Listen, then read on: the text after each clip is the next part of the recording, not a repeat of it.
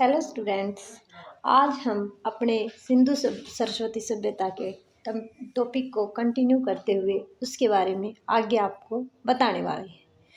कल हमने सरस्वती सिंधु सभ्यता के जीवन, लिपि और व्यापार के बारे में पढ़ा था। आज हम सरस्वती सिंधु सभ्यता के धर्म के बारे में पढ़ते हैं।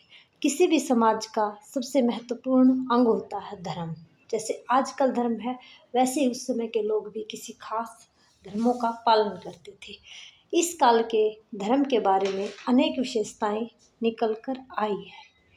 इस काल के लोग मातृशक्ति की पूजा करते थे। इस सभ्यता के लोग मातृशक्ति, प्राणी जगत व वनस्पति जगत की देवी के रूप में पूजा करते थे। इस काल के लोग पशुपति शिव की भी पूजा करते थे।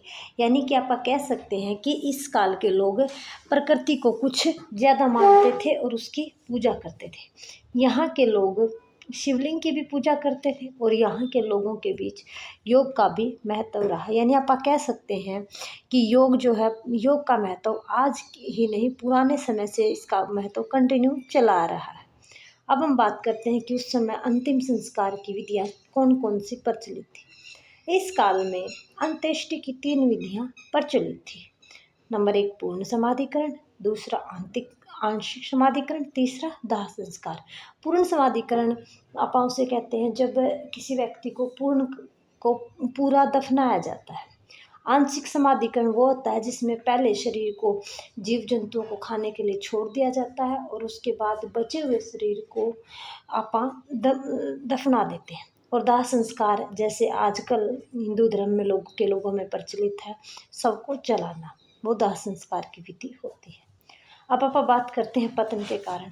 देखो बच्चों, किसी भी सभ्यता का यूं ही पतन नहीं हो जाता।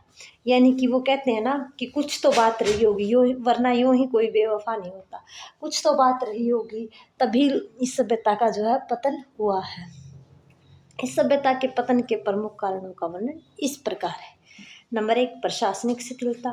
लोग कहते हैं कि इसमें ये जो सिंधु सभ्यता थी अपनी एक नगरीय सभ्यता थी, यानी ये ग्रामीण सभ्यता न होकर एक शहरी सभ्यता थी।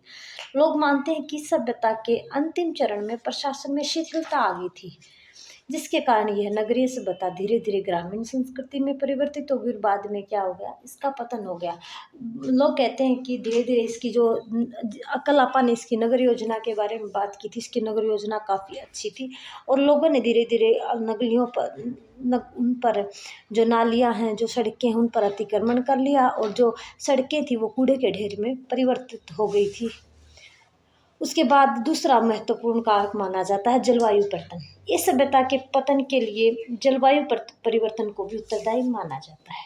कम वर्षा होने के कारण तथा सरस्वती नदी के सूख जाने के कारण इस सभ्यता की बस्तियों का विनाश हुआ होगा। आप ये बात मान सकते हैं कि सरस्वती सिंधु सभ्यता मुख्य तौर से सरस्वती नदी के किनारे बसी हुई थी और जब सरस्वती नदी सूख गई बारिश ना होने की वजह से, तो उसके किनारों के पास वाले शहर तो वैसे ही सूख गए, वैसे ही वहाँ पर विनाश हो गया। देखो बच्चों, हमें इस सभ्यता में नहरों का कोई भी प्रमाण या साक्ष्य नहीं मिला है, तो आप कह सकते हैं कि ये जो सभ्यता है मुख्य तौर से सिंचाई के लिए नदियों पर ही आश्रित थी और नदी सूख जाने के कारण इस सभ्यता का जो है विनाश हुआ होगा। उसके बाद आप बात करते हैं बाढ़ भी इस सभ्यता के विनाश का एक महत्वपूर्ण कारक माना गया है। जैसे मोहनजोदड़ो, चुंदड़ो, लोथल आदि स्थलों के उत्खनन में खनन करता है, उन्हें बाढ़ के प्रमाण मिले हैं, जिससे अनुमान लगाया जा सकता है कि सभ्यता के पतन में बाढ़ की भी भूमिका रही है।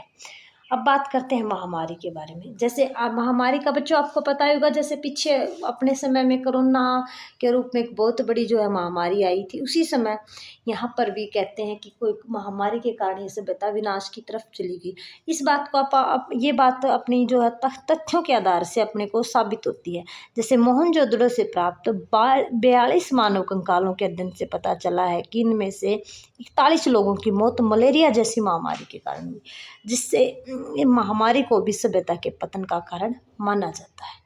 उसके बाद बात करते हैं अंतिम कारण के बारे में। वैसे कारक तो इसके और भी हैं, लेकिन आप जो मोटे तौर पर ये 5 ही कारक जो है इसके लिए ज़्यादा उत्तरदायी माने। 5वां कारक है विदेशी आक्रमण। इस आक्रमण के पतन को का अन्य कारण विदेशी आक्रमण को भी माना जाता है। माना जाता है कि आर्यों ने इन लोगों पर आक्रमण करके इस सभ्यता का अंत जो है कर दिया।